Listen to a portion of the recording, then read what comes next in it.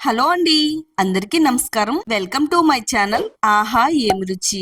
ఈ రోజు మన వీడియోలో మంచి గ్రేవీతో మటన్ కర్రీని ఎలా తయారు చేసుకోవచ్చో చూపిస్తానండి. ఈ కర్రీ చేసుకోవడం చాలా ఈజీ. మీకు రైస్ లోకైనా, చపాతీలోకైనా, బిర్యానీ అయినా, పులావ్ అయినా ఇలా దేనిలోకైనా గానీ కాంబినేషన్ చాలా బాగుంటుందండి.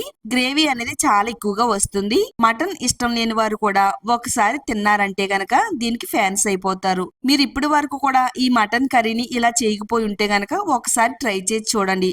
ఆ తర్వాత ఈ కర్రీ అనేది మీ ఫేవరెట్ అయిపోతుందండి. ఎంతో టేస్టీగా ఉండే మటన్ గ్రేవీ కర్రీని ఎలా తయారు చేసుకోవాలో ఇప్పుడు చూద్దామండి. వీడియో చూసిన తర్వాత వీడియో లైక్ చేయండి, ఛానల్ సబ్స్క్రైబ్ చేసుకోండి. నేను ఇక్కడ 1 కేజీ మటన్ తీసుకున్నానండి. మటన్ ని ఇలా మీడియం సైజ్ లో ఉండేటట్టుగా ముక్కలను అయితే కట్ చేసి పెట్టుకోవాలి. శుభ్రంగా నీట్ గా కడిగేసుకోవాలండి. ఇలా 4-5 సార్లు కడిగితే మటన్ అనేది శుభ్రం అవుతుంది. దీంట్లో ఉప్పు, నిమ్మరసం వేసి కడిగితే మటన్ అనేది నీచు వాసన రాకుండా ఉంటుందండి. ఇలా క్లీన్ చేసిన తర్వాత మటన్ ముక్కల్లో నీళ్ళన్ని కూడా వాష్ చేసుకోవాలండి.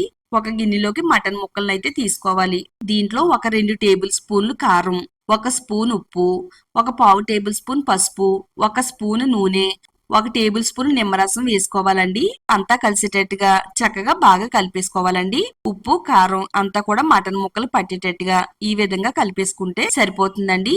1 గంట పాటు ఊరనివ్వాలండి. మ్యారినేట్ చేసుకోవాలి. స్టవ్ ఆన్ చేసుకుని స్టవ్ పైన కుక్కర్ పెట్టుకోవాలి. ఒక 2 టేబుల్ స్పూన్లు ఆయిల్ వేసుకోవాలి.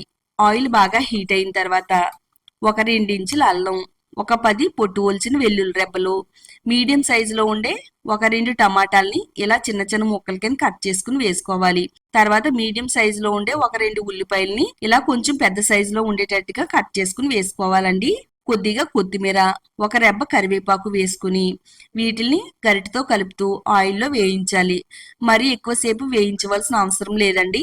దీంట్లో వేసిన టమాటా ముక్కలు అలాగే ఉల్లిపాయ ముక్కలు బాగా మగ్గితే సరిపోతుంది. ఆయిల్లో ఒక 2-3 నిమిషాలు వేయిస్తే ఇవన్నీ కూడా బాగా మగ్గిని.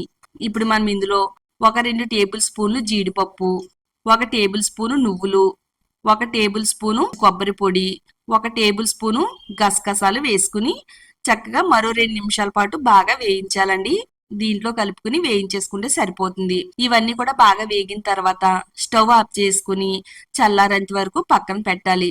ఇవన్నీ కూడా బాగా చల్లారిపోయిన తర్వాత మిక్సీ జార్ లో వేసుకుని కొద్దిగా వాటర్ పోసుకుని వీలైనంత మెత్తని పేస్ట్ లా గ్రైండ్ చేసి పెట్టుకోవాలండి. ఇలా ఈ విధంగా గ్రైండ్ చేసిన తర్వాత ఇప్పుడు మనం ఈ పేస్ట్ అయితే పక్కన పెట్టేసుకుందాం. స్టవ్ ఆన్ చేసుకుని అదే కుక్కర్ ని స్టవ్ పైన పెట్టుకుని ఒక 2 టేబుల్ స్పూన్లు ఆయిల్ వేసుకోవాలి.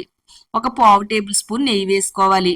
ఆయిల్, నెయ్యి బాగా హీట్ అయిన తర్వాత ఒక 4 చీల్చిన పచ్చిమిరపకాయలు, చెక్క, లవంగాలు, యాలకులు, మిరియాలు కొన్ని, ఓల్ బిర్యానీ సామాన్లు వేసుకోవాలి. అలాగే ఒక బిర్యానీ ఆకు వేసుకుని 1 నిమిషం పాటు స్టవ్ ని సిమ్ లో పెట్టుకుని వీటిల్ని చక్కగా వేయించేసుకోవాలి. ఇవన్నీ కూడా బాగా వేగిన తర్వాత 1 గంట పాటు మటన్ అయితే ఊరపెట్టాం కదండి. ఇలా ఊరపెట్టిన మటన్ ని ఇందులో వేసేసుకోవాలండి.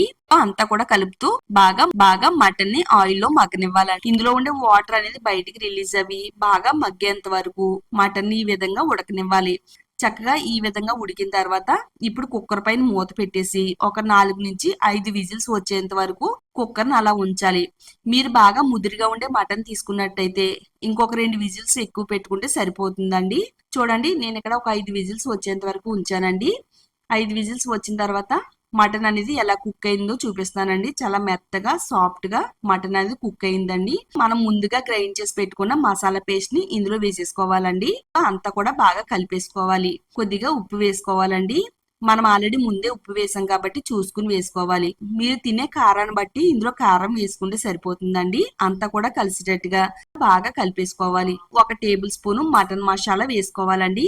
ఒకవేళ మీ దగ్గర మటన్ మసాలా లేకపోతే 1 టేబుల్ స్పూన్ గరం మసాలా పొడిని వేసేసుకుని బాగా కలిపేసుకోవాలి. ఈ విధంగా కలిపిన తర్వాత ఒక 2 విజిల్స్ వచ్చేంత వరకు మనం దీన్ని మరొకసారి కుక్ చేయాలి. ఒక 2 విజిల్స్ వచ్చిన తర్వాత దీంట్లో ఉండే ఆవిరంతా కూడా బయట పోయేంత వరకు అలా వదిలేయాలండి. మూత తీసి దీనిపైన కొద్దిగా కొత్తిమీర తరుగు ఈ విధంగా జల్లుకుని కలిపేసుకుంటే సరిపోతుంది. అంతేనండి, ఎంతో టేస్టీగా ఉండే మటన్ గ్రేవీ కర్రీ అనేది తయారైపోయింది. రైస్ లోకి, చపాతీలోకి, బిర్యానీలోకి, పులావ్ లోకి, బగారా రైస్ లోకి చాలా టేస్టీగా ఉంటుందండి. నిజంగా చెప్తున్నాను, మీరు ఒకసారి ఈ విధంగా ట్రై చేశారంటే గనక ఈ మటన్ మీరు ఫేవరెట్ అయిపోతారు అనమాట. అంత బాగుంటుంది. ఒక బౌల్లోకి అయితే సర్వ్ చేస్తున్నానండి. నోరు ఊరిపోతుంది కదండి. చూసిన తర్వాత మీరు కూడా ఇంట్లో ట్రై చేయండి. ట్రై చేసిన తర్వాత టేస్ట్ ఏ విధంగా వచ్చిందో ఈ వీడియో కామెంట్ సెక్షన్ లో షేర్ చేయడం మాత్రం అస్సలు మర్చిపోవద్దు. తప్పకుండా షేర్ చేయండి. వీడియోని లైక్ చేయండి. ఈ వీడియోని మీ ఫ్రెండ్స్ కి, ఫ్యామిలీ వాళ్ళకి షేర్ చేయండి. ఛానల్ ని సబ్స్క్రైబ్ చేసుకోండి.